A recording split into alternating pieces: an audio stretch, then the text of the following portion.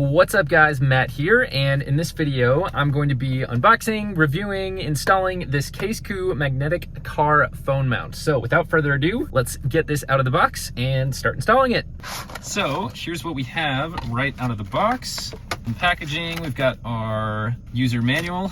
Read this. Here's the actual car phone mount itself, and then this bag of goodies here. We've got these plastic rings, 2 thin magnetic rings and 1 thicker magnetic ring. There are actually 2 adhesive pads, that's nice, as well as 2 packs of LCD cleaning wipes. The adhesives that it comes with that are extra are indeed different. They're both single use and not reusable, but one's for a plastic surface and one is for a leather surface. This darker one is for the leather surface, and this more like acrylic looking clear one is for plastic. So the actual car phone mount itself, I always like to test this ball joint to see if it's really sturdy, and as you can see, it is very sturdy. It does have the logo printed on the front there. Depending on the angle you prefer to mount this wouldn't be good for a flat dash mount because you won't be able to obtain an angle to get the phone flat. Like, this is as far as it goes this way, since it has this right angle turn here. Basically, this is much better off on an angle, so you'd be better off mounting it on the dash downward like so. I actually really like this spot here because it's not in the vent, but it's really close to my line of view out the windshield and not in the way of my fuel either. So I also want to note that in the manual it shows how iPhone 12, 13, 14 or newer, direct magnet attraction is okay.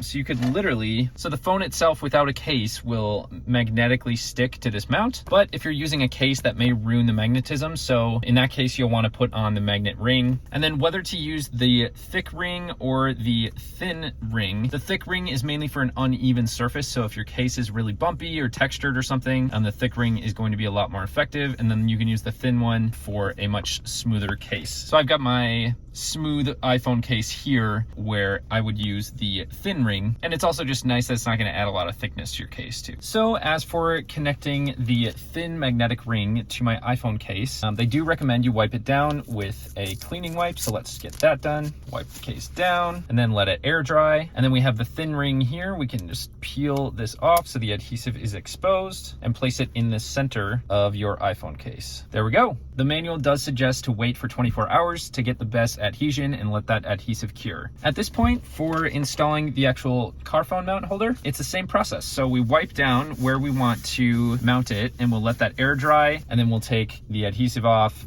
place it how you want it, and then let that sit for 24 hours before using so the weight isn't pulling on it, lets that adhesive cure.